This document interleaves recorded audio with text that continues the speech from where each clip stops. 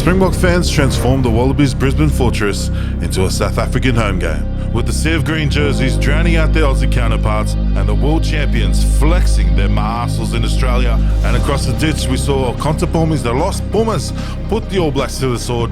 And as they say in Argentina, ratatatata, shanda shandala. My name is Sean, and joining me are our regular guests, Alex Onside, Alfonso Horomia, and Nemani Nandolo. Welcome, boys. Welcome. What's up, boys? Just like last week, before we get into it, Nems, you might have been the only one that was playing rugby over the weekend. How was your game in the weekend? We went down to a very, very tough Footscray Bulldogs. Oh, my word. They're a big team. Congratulations, though, to them. All three grades. It's kind of a history thing down here. So they played really well, led by, do you remember Big Mucka? He used to play for Toulouse and Racing. He stole Mucka? No, I think it's his nephew. He played up in Sydney. He played for West Harbour, but he led them. They beat us convincingly. They're good luck to them. Ed Mucka, that's his name, Ed Mucka. Big guy, used to play for Racing Toulouse. He's actually an Espoir. He's a GIF. They powered us. So they go on and play Harlequins in the major semi to get into the finals, and whoever wins that will play Powerhouse. So yeah, good luck to them. Up the doggies. They must be bloody massive for you to be calling them big. But Ironside, did you get to play some footy over the weekend? How'd you go?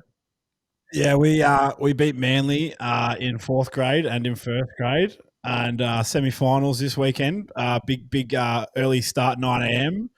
And a certain Nemani Nandolo qualifies for our fourth grade team to play finals. So there's some behind the scenes action going on to get him up here for the last three finals games. So we just need to make that happen, Nem. It was part of the plan anyway. So 5-0 fourth grader. But yeah, we've just got to stop. Nice. Because that would be a world record. That'd be a record, wouldn't it? Like usually you get flown out to play first grade, but to play fourth. We've got to get a pig athletic rep out there. We'll have to check that out.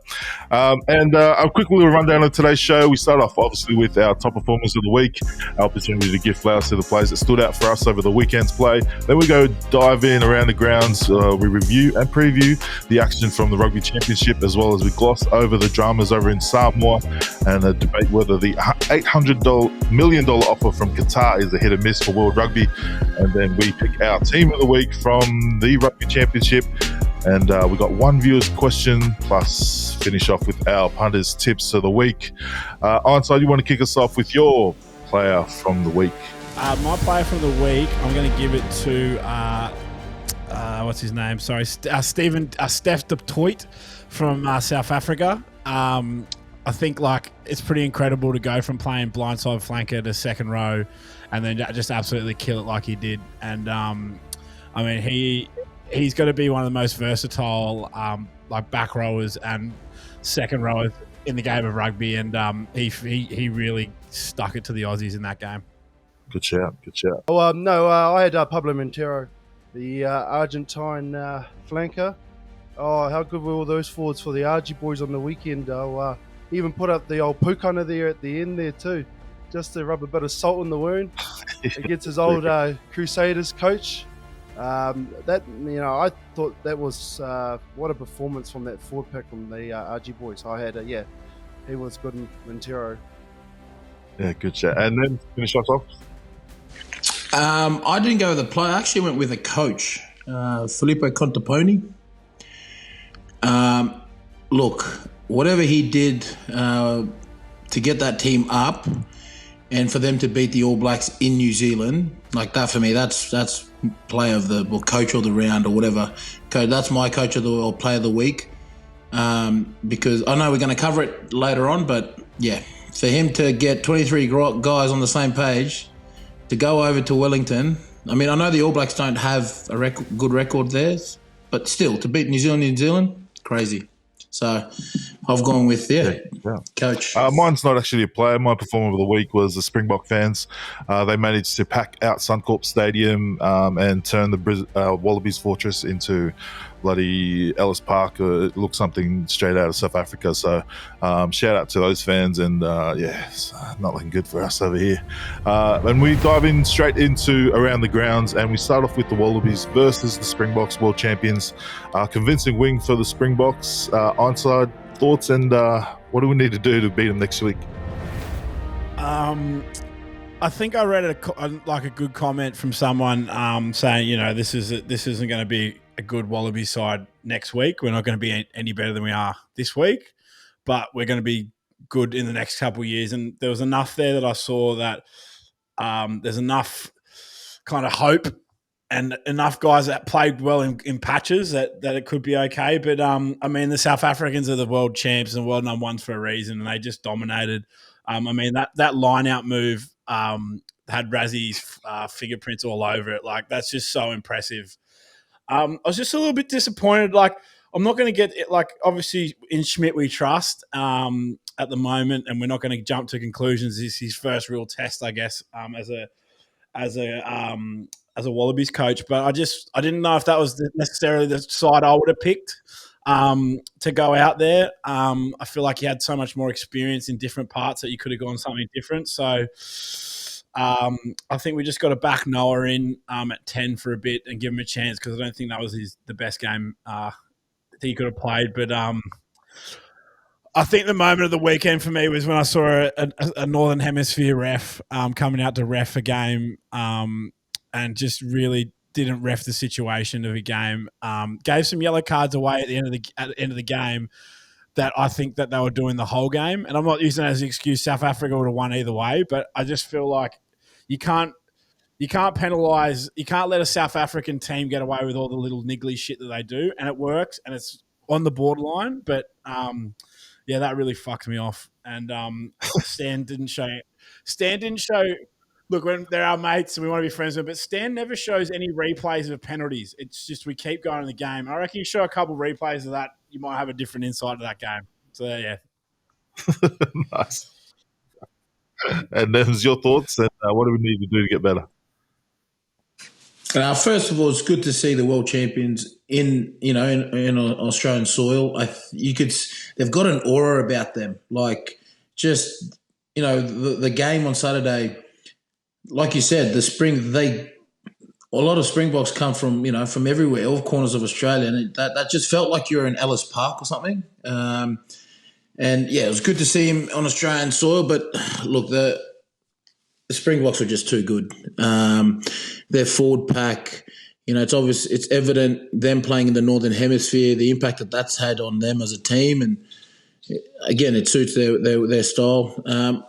Pretty disappointed. Like I said, Australia were just out-muscled. A team like that, they're just out-muscled. But in saying that, there was some glimmer of hope. I know they've got a few injuries and whatnot, but look, it's going to be hard to pick another team next week. Are they playing in Perth this week? I think it is. Yeah. Again, that's second, South Africa, really, or if you play for Associates over there. But anyway, it was just the atmosphere. It was awesome to see. Let's just, for me, 9 and 10. Let's just have the faith in Jake Gordon and Noel Lolesio. Like they played 3 games when they played. They played against probably teams that weren't as good. And this is those games where you get put through the furnace against big teams. And remember, I said this to you guys before. Remember when Australia used to always go to play Super Rugby in South Africa, and they were exposed to that sort of style of rugby, and come Tri Nations, Australia were pretty thereabouts. Yeah. Do you see what I'm getting at now? When you don't have South Africa and you're not going over there and playing Super Rugby and you're not playing at high altitude, see the difference it is? So, but anyway, that's what I was trying to say. But anyway, it's good. It was good to see them here, and hopefully, we were a bit off on our tippings from last week. Yeah. Yeah, we get into our tip-ins at the end. But Fonz, you were actually at the game. What was the atmosphere like, and your thoughts on the game? I'm only just recovering right now because I had a big weekend at the game. Oh, I was struggling at work today, but I'll tell you what, going into Caxton, I went in early and it was just literally green, all green. No, there was hardly any yellow. And I couldn't believe how many South Africans actually live in Southeast Queensland. It was crazy. And then obviously we went into the stadium. It's good to actually be there live because you could see stuff like away from the cameras. So obviously when they came up to warm up, you should have heard the roar when Khaleesi ran out. They love him. He's absolutely like their superstar over there. But the game itself, man, the Wallabies were put under so much pressure at the breakdown and in contact. I felt like the Aussie players were sort of cramping in, so there wasn't a lot of options out wide if they needed to go wide because they were so worried about obviously winning the breakdown or winning the collision. But also, also everyone talks about the Springboks forward pack, but I think South Africa's not a one-trick pony. I don't think. I think since Tony Brown's started coaching them, they've shown a bit more than obviously they got that mean forward pack, but just going like every time they look to go wide, they just look sharp with their hands. But I have to agree with you, Nems. I did notice a big difference, and since not playing them regularly, how much physical, that's just another level from what they get in Super Rugby. Well, it's international rugby, of course, but it's just another level. And you could see that on the weekend. But that first try that went in with the two pods going up, I actually looked at my brother who was in that corner. I was like, oh, shit, that's going to be a long day. They start doing tricks like that. So, take my hat off. I'm actually glad I went to go watch. And it was a great atmosphere. Good afterwards at the Caxton. It was packed all night. So, great fun. Yeah, that line-out drill was that's like what you do when you warm up before you do line-out training at trainings, and we can't even get that right at that pass. So this sees the difference in world champs and to the rest of us. But there are changes we need to. I believe Filippo's out. Who are you bringing in on the wing spot? I know Peach came off on the bench, but do you start him or do you bring in experience of? Nems, you're the winger. Do you bring in the uncle, Fiji? Yeah, I'd have to say you'd have to bring Marika back in. Korembete, you'd have to start him. I'd actually start him and Peach. I said this a few weeks ago. I think I might have said it last week. Him and Peach. Again, Peach is good on the edge, and I think he can hold his own. But you need to bring that craziness in Marika back. Surprised, like I said, they didn't pick him. Last week, I would have thought they would have went because there's no experimenting against teams like this. So, but yeah, unfortunate for Filippo, he's broken his leg. I think is that right? And so he's going to be out. But then again, does that that opens the way for Toole as well? Do you go with Corey Toole because of the way their wingers play, Cheswick Colby and all that? So yeah, it'd be interesting. But you'd have to say Marika's back. All right, and then we go across the ditch. All Blacks went down to an impressive Boomer side. Fonz, got a big smile on your face, even though your boys lost the game. And what do the All Blacks need to do? Offline at the right time with Ironside. No, mate. To be honest, I actually didn't watch the game till today because after the game I was at the Caxton. So when you're just you're drinking and you're not really watching. And then after the All Blacks lost, you just had Ryan in my face, just screaming, and he was just giving me crap the whole time. But I watched the game today, and I thought the Argies just came out to play right from the kickoff. I actually thought that scoreline could have actually been a lot bigger too. If their discipline at the start kind of let them down, but their forwards and their defensive. They just weren't committing to the rucks. They were getting great line speed, staying connected, and there was just no holes. They were going backwards, and then they weren't kicking on they were kicking off backwards balls, so they weren't kicking on their own terms. And you could see that they were struggling to break down that defense from Argentina. You have to take your head off to Argentina. They fully deserved it. I know the media right now be crucifying the coaches and Scott Robinson. His Razors honeymoon's over, of course. And they got a game this week at Eden Park, which, they haven't lost there since 94. And so there's a lot of pressure on this game. Yeah. All the pressure's on the All Blacks. But I'm not throwing my toys out of the cot or anything. I do think they'll bounce back.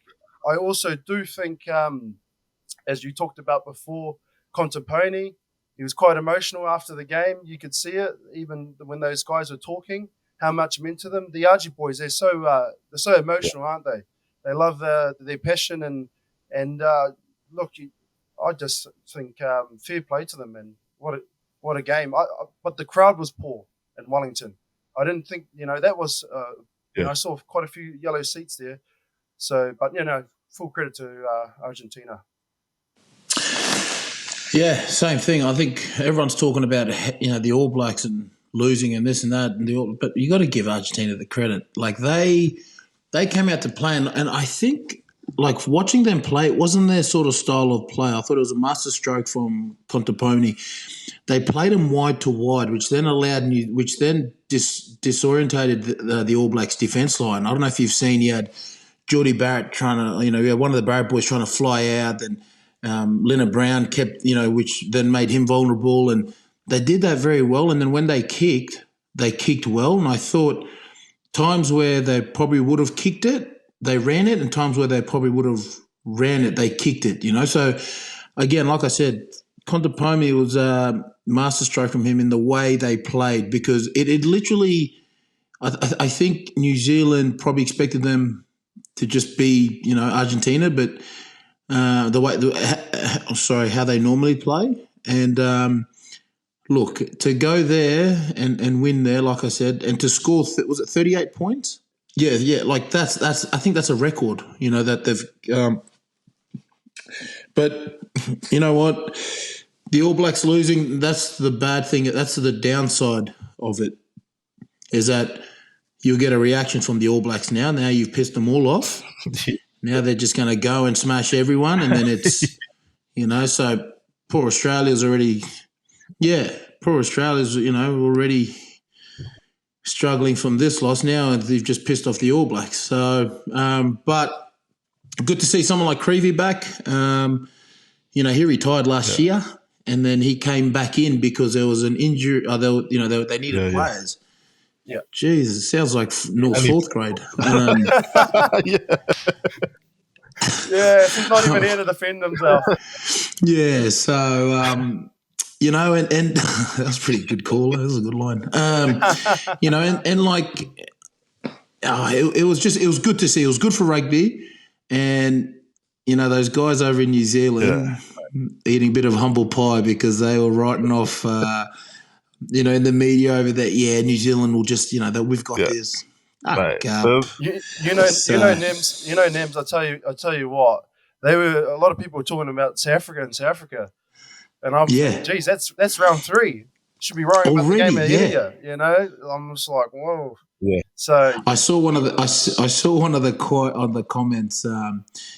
When the All Blacks landed in Auckland, and like their videographer on Instagram was showing them unpacking and stuff, and then it must have been Tongan, because there was a Tongan flag in it, and he goes, use that energy from the game on Saturday. And I was like, sad. I tell you what, the social media comments don't miss, don't they? Mate. They don't miss. They're ruthless. No, and then they were like, one of them was like, give that same energy to the game on Saturday. I was like, leave the videographer alone, man. He's just doing it for free. And then all the Hearty supporters are like, rugby's dead. Rugby league's where it's at. I'm like, mate. One of them go up the wires, and I was like, they're not even going to make the top 8. Relax. Actually, something funny when I was at the Caxton. So obviously after the Wallabies game, they put the All Blacks game on in the car park, All Blacks versus Argentina, and they switched the channel halfway during the game to the Broncos game, Broncos Cowboys game, and the whole crowd just started booing. They just started booing. Get that jail rugby off that TV now. The whole crowd. It was the funniest thing I've ever seen. Oh, miss my pants, I tell you. Mate. But yeah, it was a shout out to Argentina. Even watching the game, it was just like every time the last few years where you see Argentina, they're getting close, but then they always, the last 10 minutes, last 15 minutes, they do something wrong, but they didn't do anything wrong. Sort of, they actually did the opposite. Creevy came on and was instrumental in getting that win for them. So the only test is they did this, 2 years ago when they beat the All Blacks in New Zealand, and the next test they got absolutely dusted. So the test is if they can back it up to see if they're actually. I don't think. I don't think that would happen. I reckon this week it's going to be tight. I don't think it's going to be blowout like it was a couple of years ago. I actually think Argentina are going to rock up to Eden Park again with no fear. Yeah. I actually think they're going to go in, and I think this game will be tight. Yeah, I think I think the game in Perth will also be tight. So make sure you watch that one first. But we might as well. We're on Rugby Championship. We might as well pick our team of the week. I was given the front row plus one lock, and then Ironside was given one lock and the back row, and then Fonz and Nems were meant to battle out for the backs. But Nems is going to step in for Ironside and help pick the back row and one lock. For the front row, I had for loose head. I had to go with the Safa Ox, the big Ox. It was, mate, the scrum time, we had nothing. Literally, we had nothing. I was calling for Nella to please come back. Because Nella was there. He just didn't play. I think he's left for Tonga now. But, mate, yeah, we were playing. Yeah, the dance that I know very well. We're doing the moonwalk backwards. But yeah, Ox, he was instrumental in the stuffers, and his tight head also is our tight head for the team of the week. The big Franz Malherbe. He looks like he just got off his couch and then just ran onto the rugby field. He is that.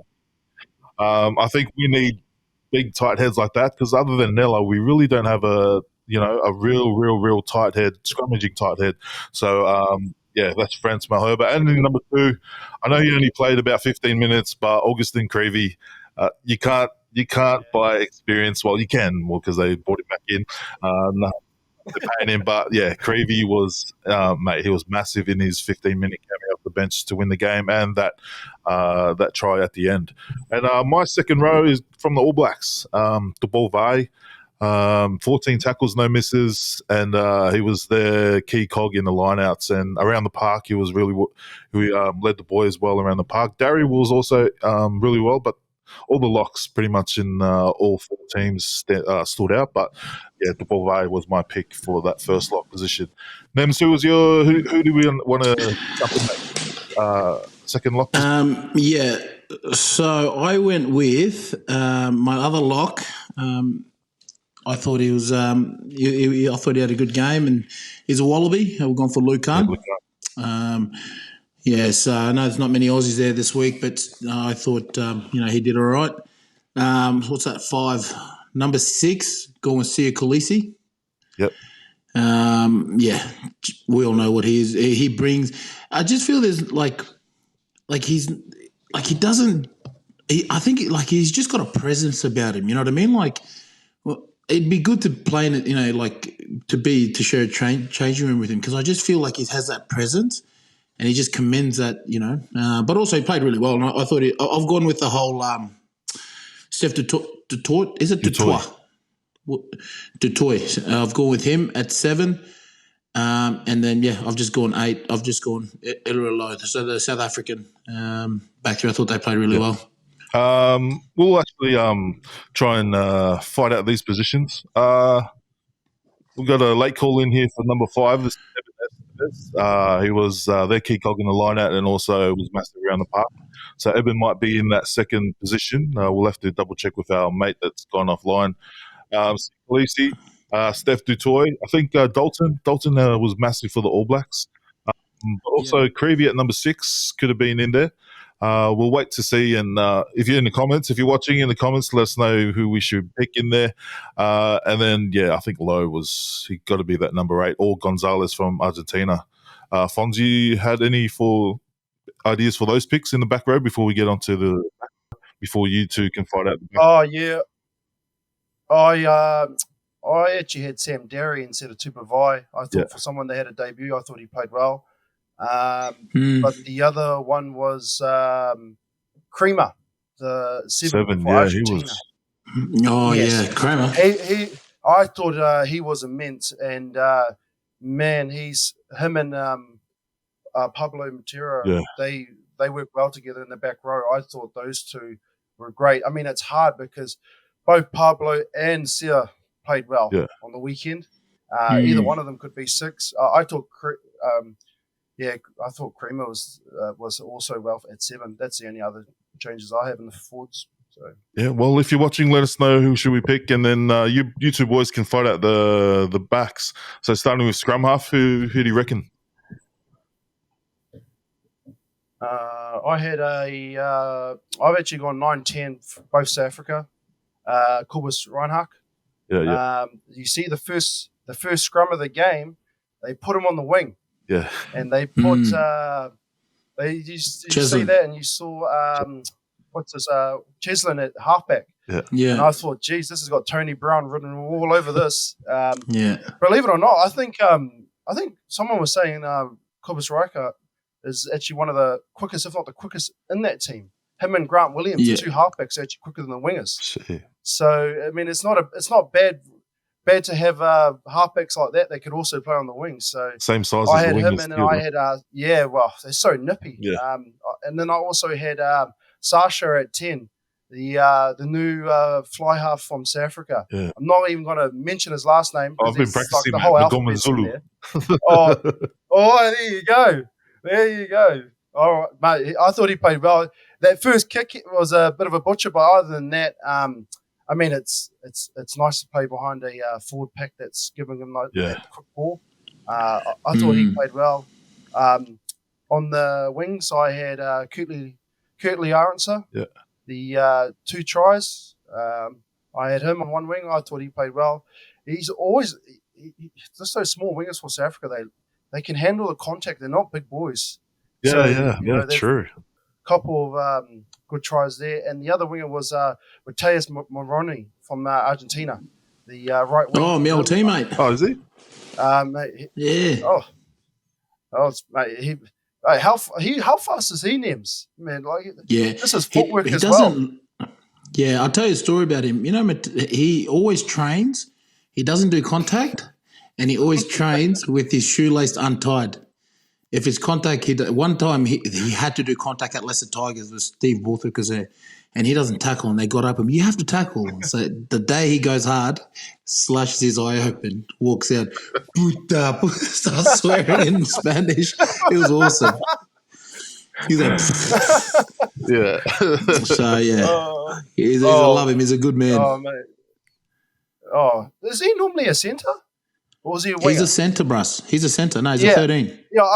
I thought so. I thought he's normally a centre. But I had him on the right wing. And obviously the centres, I had Damien Dalindi. Yeah. Man, always plays well, him. And the centre, Lucio Cinti from Argentina.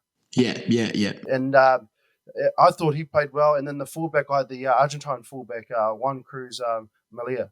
I thought he was another one who played well. Every time around the ruck, he was sniffing for opportunities. His defence was well. His positioning was well on the kicks. That was my backline, all Argies and South Africans, I thought. Any change, Nems? I was going to go down here. Probably I'd change would be 10. Carrera Santiago. I thought he played well. And then, I wouldn't change anything. I probably would have gone with you went with the 2 wingers, the Argentinian wingers? I had Kurtley Arendse, and then I had Moroni on the right wing. Oh, yeah. I would have gone with Carreras Mateo, the number 11. I've played against him as well. He is rapid. He can You seen that in the game. So, yeah, it was other than that, I wouldn't change it. I think it was the week of the Argentina, the Pumas and the Springboks. So, wild animals this week. Mate, you see that step he put on McKenzie there? Yeah. Just before half time, he just went bang, bang. And it made him do the whip and no-no. So, I wish I knew how to do it, because when I tried to do that, he took me out. And I nearly ended up in row 1 of Christchurch in the stadium there. So it learns to step, boys and kids. Learn how to step. Don't run straight. Well, that's our team of the week. If you want to help us out to pick the team, give us your team in the comments, and then we'll post it up on the Wednesday. Anyways, bit of drama over in our Pacific neighbours over in Samoa. Radio NZ have reported that RUGBY Samoa are pulling out of their Northern Hemisphere tour at the end of the year, claiming that they are bankrupt. This is not anything new to Samoa. I believe, what was it? Probably 7-8 years ago, they claimed bankruptcy again, and World Rugby said, "No, you're not." And after their books, so they're claiming they're bankrupt to they're almost at bankruptcy, and they need another injection from World Rugby, which we'll wait to see World Rugby's reply. Fonz, thoughts, and what do they need to do? What needs to be done in the Pacific there? Mate, not today, Tony. Not today, mate. This reminds me of the old the island parents asking for money all the time. It's just like a bottomless pit. But I mean, to be frankly honest, it sounds like a governance issue to me. A big governance issue with the Samoan Rugby Union. I think the reasons that they came out was obviously they're geographically struggling. They're struggling to attract sponsors. But I just, it sounds like there is some deep issues in governance in Samoa. I'm not too sure about the other islands, but looking from the outside in, you even read the comments, even Samoan people in comments laughing about it because they know, what's going on. I mean, they get paid a lot of money from World Rugby as it is. Yeah. Not only for the Samoan Rugby Union, but also for Moana Pacifica. And, you just have to wonder why Moana Pacifica's in New Zealand instead of in the islands. To me, it seems like there's some deep issues governance-wise. And I'd actually go one further and actually move that governance out. I don't know how you do it. And look to get someone else to restructure it, because that I just find it hard to believe that they got no money. You've heard of the stories back in the 2011 World Cup. They had the telethon to fundraise for them, and they raised I think it was like 5 million tala. And it all went missing. No one knows where it's gone. Like it's actually sad. It's actually real sad, because there's some of those boys that want to play for Samoa, and what you were talking about, Nems, the other week was true. Why guys aren't going to turn around money overseas if some of this stuff's going on in the background. I just think it's sad, and I think Samoa deserve better. Yeah, we did discuss it the other week, and we're starting to sound like a broken record. But Nems, did you have anything to add on the topic? Yeah, 100%. I said this before. It starts from the top. It's a governance thing. World Rugby gives so much to all the unions, but and our problem, like the one thing which really sort of annoys me is when people are like, these other unions should be helping Samoa or helping Tonga or help. No, they don't. The people that are getting the money from World Rugby and sponsors, they need help or put in jail, one of the two. You know what I mean? Like it's going to be going on for years, and then like the players suffer, and I said this before, it's a brand now, right? Rugby's a business. So the Manu Samoa is a brand. The Fiji Rugby is a brand. The Tongan Rugby is a brand. And if you're not going to market that well and run it like a business, then, mate, you're not going to attract, people to want to come play, to want to buy their stuff. And and it just pains me when I see, we're declaring bankrupt unless someone can help us. No, well, hold on. Don't get me wrong. Every union has their problems and every union has theirs. Fiji's had in the past, but they seem to be doing all right. They still have, their problems. But just like I said, you got to look at the Drua. Now that the Drua are there, they're a different enterprise to Fiji Rugby Union. So now that them being on the island, it's now made Fiji Rugby turn around and be like, hold on, we're on show now because Fiji Drua is running, at a profit. It's the brand. It's the most watched brand in Super Rugby, the most watched crowd in Super Rugby.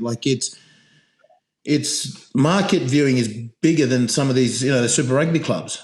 So now Fiji Rugby has to be like, well, hold on. And they have turned their things around, and now they've got a trustee of, they've started trustees and all this. But going back to Samoa, Brass, it's always been governance. It always has been. And players shout about it from the rooftops, but get banished. And that's our culture. That's our island culture is hey, you respect. Don't talk like that. You don't know. And then when they do talk like that, they get condemned. And then when the thing comes out, everyone's like, oh, hold on. Old mate was right. Yeah. You know what I mean? So, no, good riddance. If you're not going to, I actually don't feel sorry. I feel sorry for the players, but I don't feel sorry for the union because you get what you get. And, we all have you got a due diligence to make that brand a better brand. But it's been going on for years. And like you said, the Samoan people laugh at it because they're just and it's sad to see that because when you see the Samoans just laugh and joke about it, it's like, Groundhog Day. Yeah, well, who's suffering? The players. Sione, what's the old Prime Minister's name? The bloke that's still running it there? Yeah, mate. They need to get rid of him. ASAP, the country even tried to get rid of him being their prime minister. It's just they're so corrupt over there. And like Nem said, it's not we want other people to help, but it's not up to them to give money all the time when they're struggling as is. Australia Rugby's struggling as is. Why do they need to put millions, which they still are putting millions into the Pacific? But it really is. And then for the Samoan Rugby Union to claim that they're struggling to get sponsors, like them said, it's a brand. You haven't done anything to clean up your brand. They kind of did during the World Cup, but then they let those boys go who were doing it for peanuts, doing all the content and stuff during the World Cup, and then now they think they can do it themselves. And the sponsorship wise, there's more Samoans, there's more Tongans living overseas in Western world than there are back on the island. So they're obviously not looking after. Obviously, they're not doing anything on that branding wise to get those big sponsors that are over here where all their fans are living. So it's.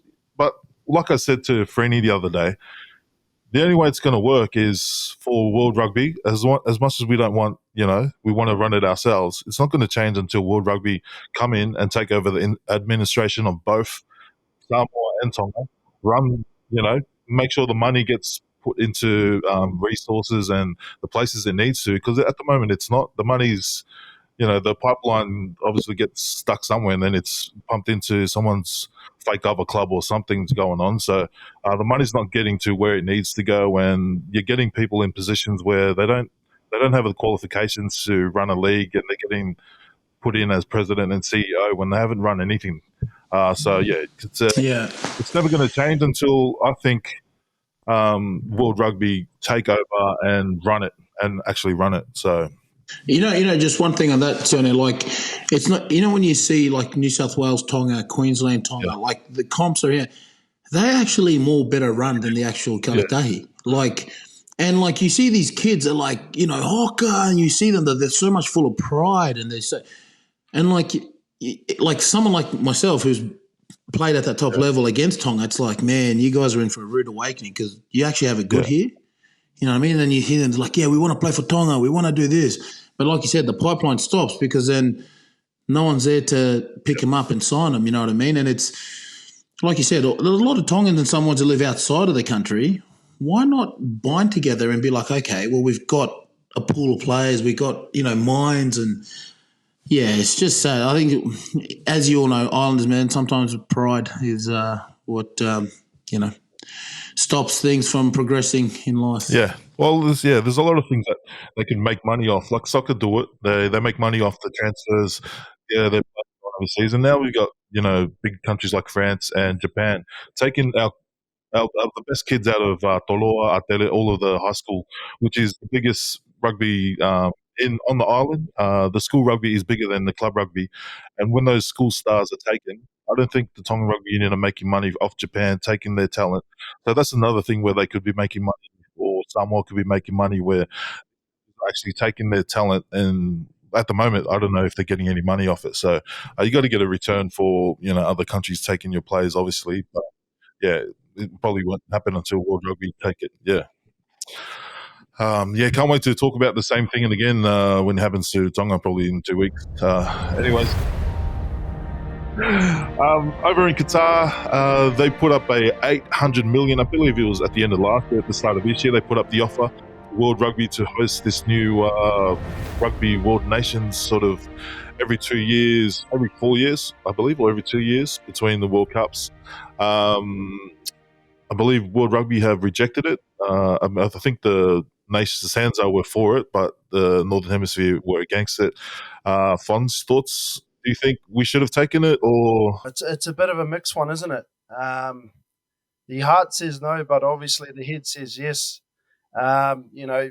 Let's face it, Sanzo need the money more than some of those Six Nations sides, and also from my sort of information I got, it actually wasn't all the Six Nations sides. It was Ireland and France that were against it. Oh. I think England were a bit on the fence because England have obviously sold their naming rights to Tukum.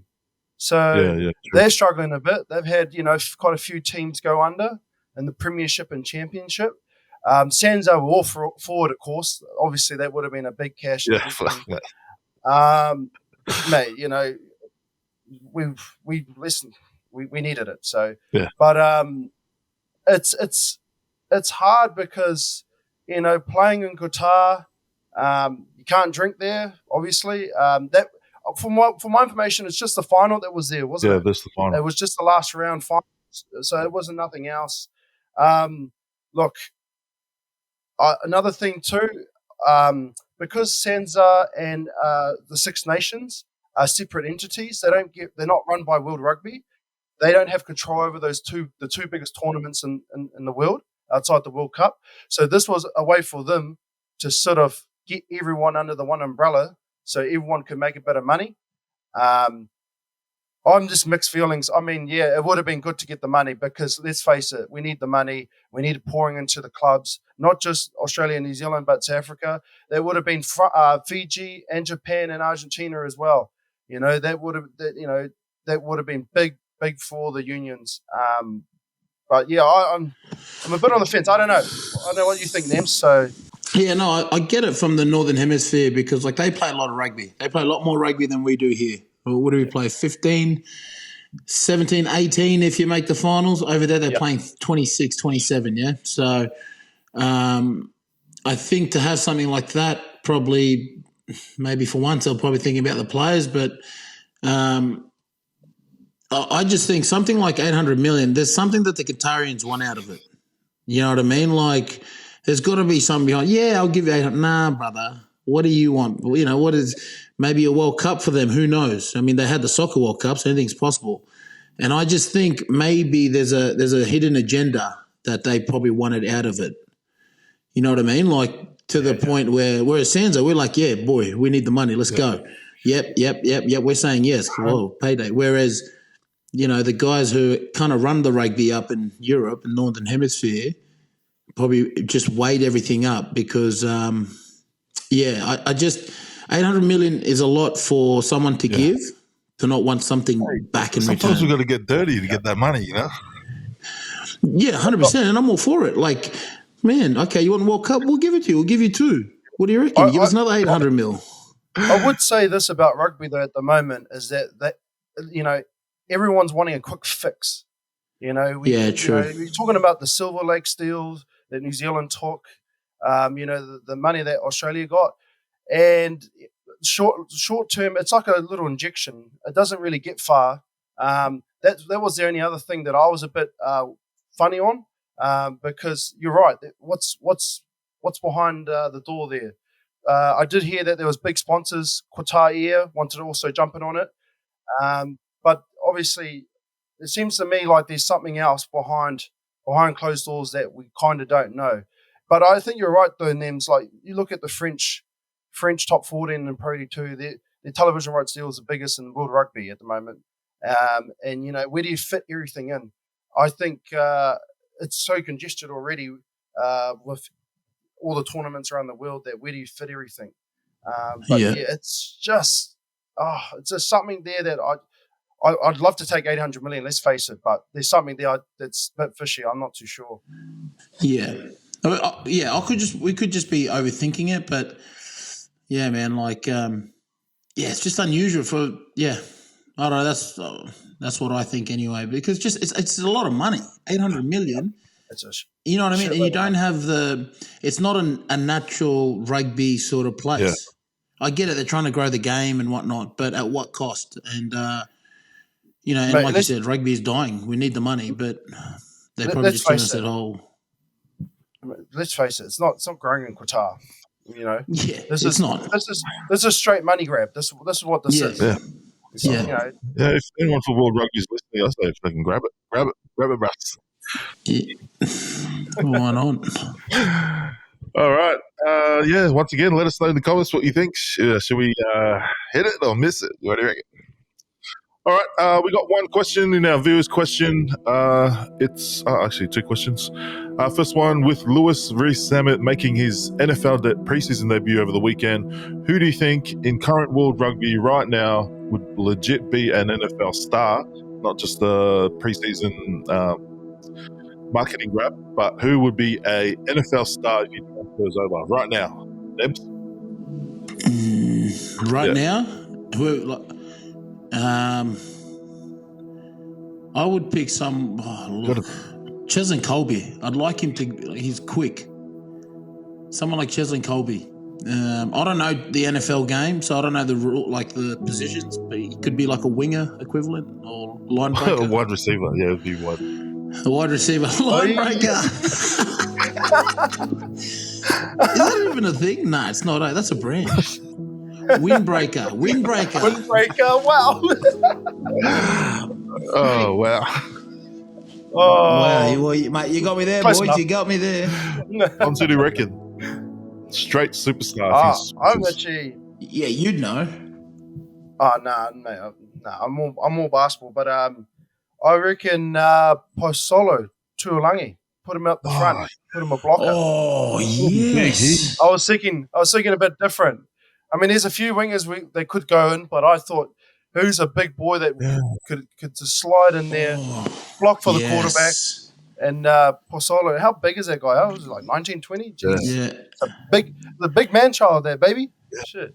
Yeah, I remember when I was at Montpellier. So his old man runs a umu business where they just go and they do roast pigs in front of and the French love it. Like the French like, c'est quoi ça? Oh, c'est très bien. And then but in you could just see them talking Samoan. No, gay. No, they didn't say that, but you know what I mean. They're smirking and joking and stuff. But it's so funny. The French love it. But anyway, so Montpellier had one, and he came over. And said, how are you, man? He said, yeah, meet my boy, bros. The guy was like 16, and I was looking up at him. I was like, bros, I didn't know whether to speak French or English or like Samoan to him. Not that I can speak, because I can speak Samoan. But I was like, sup to? And he was like, ça va? I was like, yeah, mate. But no, he's massive, man. Like he would be like, he'd be like that guy. Who's that guy that came from Australia? Mailata. Oh yeah, someone like him. Yeah, big true. money too. What position would he play? O-line or defensive line? O-line, either. Blindside. I like how you say O-line. Like I just put him as blocker. But I first watched him play at the under-20s last year for France. Yeah. And then I found out it was obviously Henry Tuolangi's boy. And then I realised that, there you go, that's where he gets all the size from. Yeah. Because his father used to run over everyone too. So, Jesus Christ. Hey, good shout, yeah. And second question, Suncorp Stadium full of Springboks supporters. Is rugby, other Springboks expats keeping rugby alive in Australia? No, not really. Well, yeah, probably. Well, look, Fonzie brought it up in the chat, where I think a few people have also commented, Senate's DM, because all of Australian rugby, once again, the timing of the game on the weekend, all of Australian rugby, bar Queensland Prems, they moved the game, I think, 2 hours before or to the next day on the weekend. But high school kids couldn't go to the game. They had the schoolboy rugby on the afternoon. And most of club rugby were just finishing just as kick-off in Brisbane because they moved it. But in Sydney, Melbourne, the rest of Australia, there was still 3 p.m. kick-off for first grade. I think that it's still a timing issue. What's his name? Who's the boss of Rugby Australia? Phil Waugh. He said when he first got into office, he said we need to remind ourselves that rugby is owned by the fans and the community. But I'm yet to see that change in them having a look at where the community are at that time where the Wallabies are playing. So I would say we did speak about this a few weeks ago. Again, I'll tell you what, daytime Bears afternoon game was awesome to go to. It was so good. A lot better. There's a lot of little South African kids running around, but again, this has to do with. I purely think this has to do with Stan Sport, because Stan obviously have the Olympics. So if they had that game at 7:30 at night, it would have clashed with the Olympics. And this is not to do, I think, to do with fans. It's more to do with pleasing the television rights. But also, I mean, it was good that Queensland Rugby, you've got to give a shout out to them to move those club games, those Prem games to earlier start time. Yeah. The only problem is that you didn't get any fans go to the game that you might have from club level, because they all stayed at their club rooms after and watched the game from there. So all the South Africans just picked up. There would have been, I think, 40,000 South Africans there. Yeah, this Kenmore's just all South Africans anyway. And but I think it had to go back to Stan Sport and pleasing the television rights. But look, I've got to take my hat off to the Springboks. Their supporters, when the national anthem sung, obviously they sung their anthem, and then afterwards they sung the Australian anthem.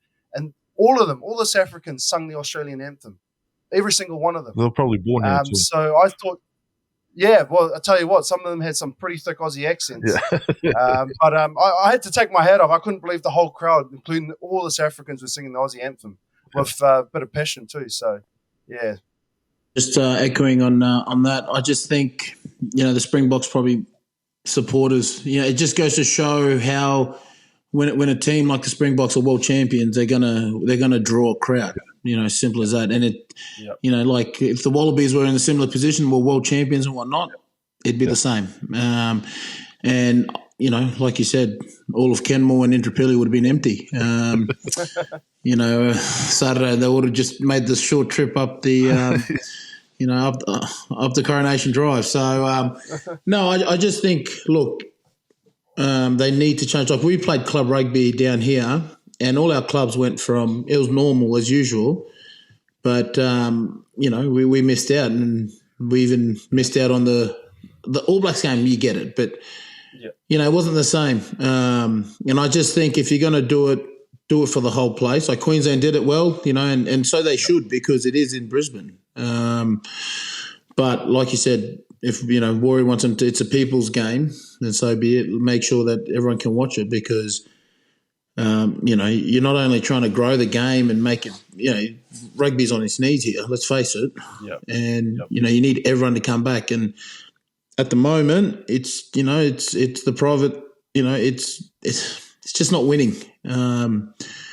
So I just think they need to align it with everyone. If the Queensland do it, then every state should do it. And it's not a bad thing playing on a Sunday. You know what I mean? It's actually good. They should bring some back of those club. Remember they used to have club days on Sundays afternoons? Yeah. So, and like Fon said as well, that the supporters that probably would have been at the Kako or at Suncorp were actually at their clubs. And I put that on Twitter. I mentioned it on Twitter, and someone was like, "Yeah, but they've sold out Suncorp, so it doesn't matter." And I was like, "That's not the point, isn't it?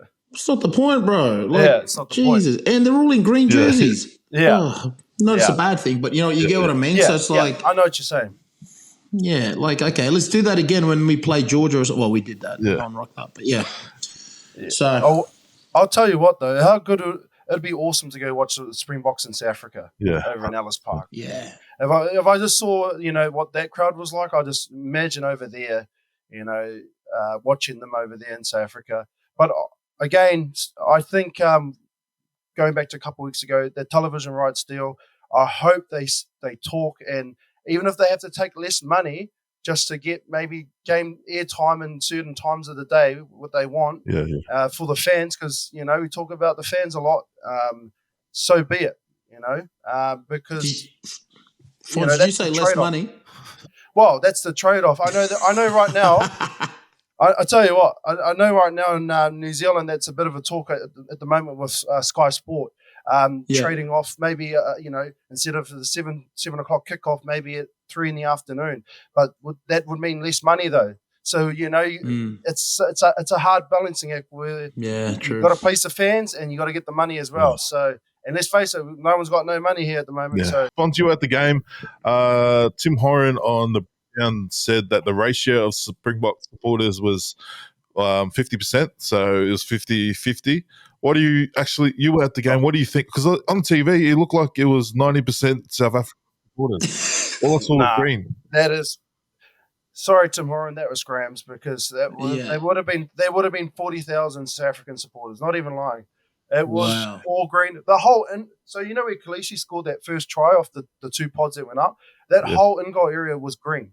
That whole in-goal area, both the bottom and the top, it was just all green. Yeah. And I thought, geez, this is feels like a away game. Yeah. Shout out to the stand cameramans trying to look for Aussie supporters, and then zooming so you wouldn't get to see all the green around him.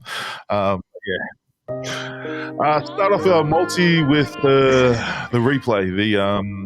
Can we get some revenge over in Perth? Wallabies versus Springboks. I reckon. Okay, before you pick, I reckon Rassie is going to put a complete B team, because he's already proved that he can ragdoll our number one team in round one. Second round, he's going to rest them for the All Blacks series, their number one team. So I think this week he's going to put in the B team. Do you think we can beat their B team with Marika? I actually think you're onto something. Maybe they might send some players home. I'm not too sure. I mean, this is recording Monday, so it's hard to tell because there's no team list. Yeah. But do they have a B team? That's the thing. Yeah. They got such good depth. Yeah, it's not a big team. It's still good. Do they have a B team? I don't think so. I think they got guys. There's 2 or 3 guys in each position that could easily step up. There is a couple. Obviously, Aussie's got a couple injuries. It's going to be interesting. I still think South Africa will do it. Whether or not, I don't know. What do you reckon, Nems? Yeah, I want to be proven wrong.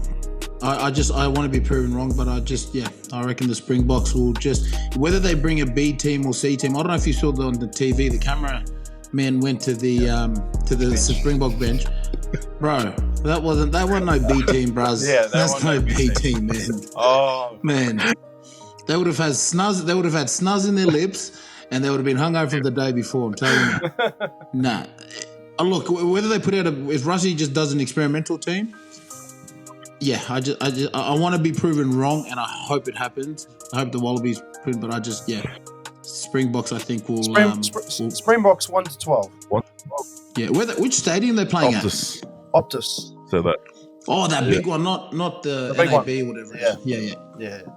Yeah. Springboks 1-12. All right, I would have gone 13 plus just because there's no Nella again. by all reports, there's no Nella, and without decent scrum or decent set piece, I don't think we got any chance of getting close. So, but we'll be nice. We'll go Springboks 1-12, and then across the Dutch in Eden Park, like Fon said, they haven't lost a home game in Eden Park since '94.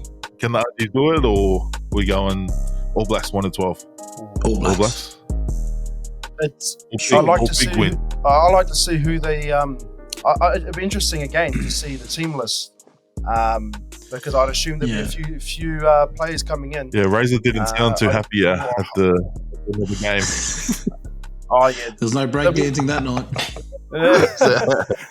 No, only at the Olympics, mate. There's only breakdancing, but I think. Razor would have won gold. No. I think All Blacks 1-12. I actually think it's going to be tight. It's going to be a close game. I think the Archie's going to rock up for this as well. All right. All Blacks 1-12. And then NPC to close off, starting with they both went down in first week. So we've got Otago hosting Auckland on Friday. Otago are hosting Auckland. Mate, I'm going to go Otago. I just think Auckland, they're not. I thought, they got punished on the weekend, didn't they, against Wellington? Fons, were you surprised with that win? I mean, I know we tipped Wellington, but I just would have thought it would have been. No, I had Wellington. Wellington, they had this, Karifi there, him and Brad Shields. Yeah, they just left that team. Their Wellington teams, they won it last year, so, most of those guys, Peter Lakai as well. I mean, they got 3 back rows, they're all at the Canes. No, I had Wellington winning quite comfortably against Auckland, but I think Auckland, even if it's in Dunedin, I still think Auckland will get over the line. Otago, they shouldn't have lost. Yeah, so they shouldn't have lost to Southland. Yeah, we going Auckland. Yeah, sweet. I reckon Plummer might be in for Auckland there, but then Tasman and Canterbury. This is probably close to being game of the round. Tasman and Canterbury. Both won in round one. Is this game in Nelson? Yeah, in Trafalgar Park. I think Tasman at home. Yeah, Tasman. Against the Big Brothers. Definitely. Yeah, Tasman close. Lock in Tasman, and then Northland and Manawatu, both losses, I think, in round one. Northland at home. Yeah, Northland for sure. I think Manawatu is struggling. Yeah, they're struggling already. Some good highlights, but then when you put it all together, and then Hawke's Bay had a big win, and also Southland. That was probably one of the best games to watch. The crowd there at Southland last week. Who are we going in this one? This is a close one. Hawke's Bay were pretty good. This is actually a shield challenge. Actually, it's actually a Renfrey shield challenge. Is it Napier? So it's a first shield challenge. Yeah. Didn't they break it? It's a fix. I think it's some white substance. Yeah. Allegedly, yeah. Allegedly, yeah. I think Hawke's Bay at home. Should get over the line. That Hawke's Bay team, I was quite impressed with them to get a win over North Harbour last week. All right, lock in Hawke's Bay, and then this is probably the Chehu Cup. Wellington versus Taranaki. They both had big wins in round one. Oh, this would be a tough game. Both impressive. Did you watch? Wellington? Did you watch Kenny Naholo just rip up?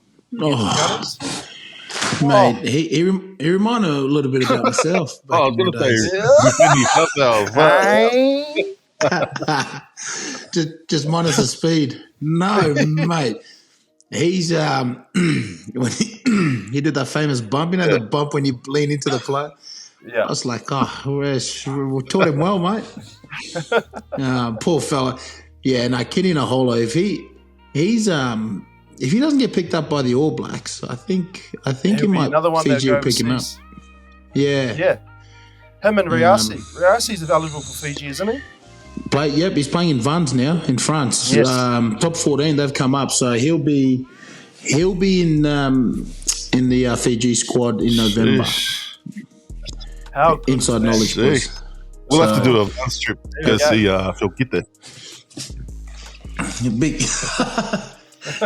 Is he? Oh, he's still there. Yeah. Jeez, he's. Who are we locking in? Wellington, Taranaki? Wellington at home. Yeah, Wellington at home. If they can go to Eden Park and do that to Auckland, man. Wellington, solid. And then Bay of Plenty backing up after this Wednesday's game. They're playing North Harbour on Sunday. Where's that game? Is that in Tauranga? In the Bay. Tauranga. It'll be in Tauranga. Yeah, Bay of Plenty. They look sharp against my side. Waikato, they struggled. I thought, who's the winger there? Jerome Kano's team. Imoni Narawa. Yeah. He was playing for Bay Plenty on the weekend. Yeah. And he looked solid there. Yeah. Nice. So I Bay Plenty at home, but North Harbour went bad under Sean Stevenson too. Yeah, so true. Good game, that one. And Tane Edmonds. Yes. How did he go? The old Māori boy Tane Edmonds. They keep calling him Tane Edmonds. I tell you, I'm not going to lie, this is a funny story, but when I first watched the Waratahs and watched them play a couple of years ago, I actually thought he was Māori when I saw the name. I actually thought it was Tane. With the red hair too. And I was like, did you see some of them? It might be a... Yeah, I thought he was a red-haired Māori. Yeah. And then obviously he wasn't. Another fish. Another Tino. Yep. Poor Tino. Yes. Oh, good. And then last one, Counties hosting Waikato. Oh, the Counties. Oh, yeah, we tipped them last week. That was silly of us. They weren't really impressive. Yeah. I'd assume that'd be in Pukekohe, that game, Counties. I still think Waikato should get over the line there. Yeah. Big Crudes, Aaron Cruden. Oh, Cruds. Yeah, Aaron Cruden. All right, look, I mean, I've got a good feeling about this week's tips. It actually, we're on here.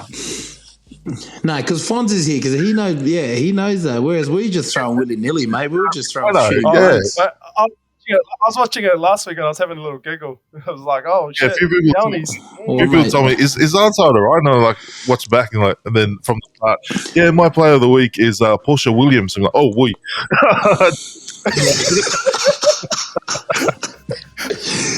Oh, when you said Jerome Kano's team, or just threw out any Islander, he's Sully. So that in his eyes, every Islander looks the same. Whoa. In the end, I was going to. I'm like, no, let him play it on, mate. He said it. What he said. Mate, poor Anside, leave him alone. He's not even here to defend himself. Oh, mate. Yeah, it was funny. It was like, it was really, Waikato was, my favourite player. If I think of Steve Murphy.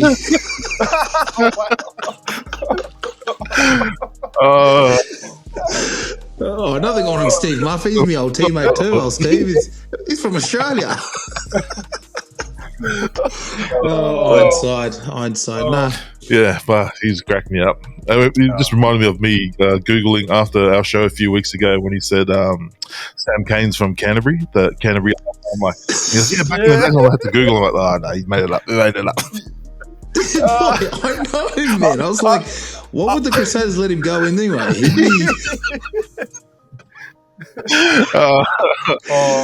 Mate, he's good. Mate, he should be a real estate agent. Tell you what, he'll sell you a house. All right. That was today's show. Shout outs. Who do you want to shout out? Yeah, just want to shout out to Brighton Grammar down here in Melbourne. They beat St. Kevin's in the it's equivalent of the GPS schoolboys down here. St. Kev have won it 12 years in a row. Oh, wow. And and Brighton Grammar, absolutely pumped them. So congratulations to Brighton Grammar here in Melbourne. And if you're looking for an assistant coach for next year. Okay. Like that bit of networking, check it out there. Jim's mowing field one. Let's go. So Brian Grammar, congrats, boys. Have fun. Got two shout outs. First one, good mate of mine, Geordie Turpo. He's playing for his club there, Redlands Muddies. They won last week, not the weekend gone, but the week before. They won the suburban grade. So congrats to those boys. And they'll be good now in the final. And my other mate down the Gold Coast, Tiare, he's coaching the Rang Bulls. All three grades were minor premiers. and they obviously went through to the major semi in first and third grade, through to the final in the second grade. We have to play again. So yeah, shout out to the Narang Bulls down the Gold Coast. Oh, let's go. Nice. Yeah, my shout out is my own club, Footscray Bulldogs. I believe they defeated some Scrams team on the weekend. But yeah, shout out to Footscray Bulldogs. Let's go all the way. Wait, Sione, I've got to say something before when you finish. Go and say make sure you like, subscribe, and what were you going to say? So when we played last week, right, and like these guys are big boys, right? I'm 36. I'm running on one knee. I'm done, right? And I got the ball. I was playing at first receiver. I got it, and they're 12. He's killed it, right? I've done dummy, and then offload. Given it. As I've given it, he's just come in with a whiplash tackle. And then I literally went down and I did it. I wanted to get back, like I got up and all you hear is, "Oh, Nandala, you biggie, mate, you're a has-been." Like, he doesn't want the ball. And I literally just got up and in my head I was like, what the fuck am I doing here? Who am I kidding? And that was at the start of the game, bros. I was at the start of the game, but yeah, mate, that was my last game. I'm done. Mate, that's got to be the worst. Mate, it's the worst feeling, isn't it? You get hit and you don't want to show that you're hurt. That you're getting up. You're just trying to walk it off like nothing's wrong. Oh, mate. The worst would be Nems playing pro for over 15 years, and then coming back to club footy thinking he's giving back, just for a bit of fun, not fully retired, and then you got these guys playing their walk up against him every time they see him, just trying to get a shot and tell everyone that they should have made it pro. Mate, and the funny thing was when the game was over, and you just hear, "Enjoy Nadala, enjoy the trip back down the M1, enjoy Nadala." And I was like, mate, what do I do to you? I'm just trying to get back here. So if that was you and the Footscray team, yeah, mate. Hope you get late hit on the weekend. But that's what's going to happen when you play, obviously a lot of Islanders there. So I'm all for it. I can take it and I can cop it. But it made me think twice about my life in rugby after that hit. All right. Thanks, boys. And we'll see you next week. Ironside, thinking of you, mate. See you, boys. See you, boys. Hello, boys.